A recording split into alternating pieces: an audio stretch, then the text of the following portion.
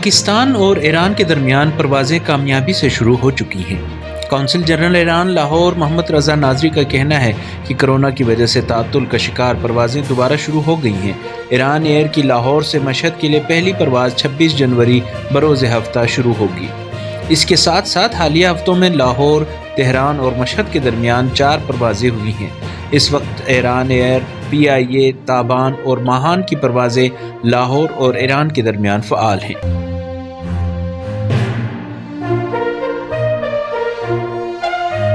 याद रहे कि कोरोना की वजह से दूसरी परवाज़ों की तरह पाकिस्तान और ईरान से आने जाने वाली परवाज़ों पर पाबंदी आयद कर दी गई थी, जो कि अब दोबारा बाकायदगी से शुरू हो गई हैं। बैक वक्त 4 एयरलाइनों की परवाज़ से दोनों ममालिक के दरमियान मुसाफिरों को आमदोरफ्त में सहूलत पैदा होगी।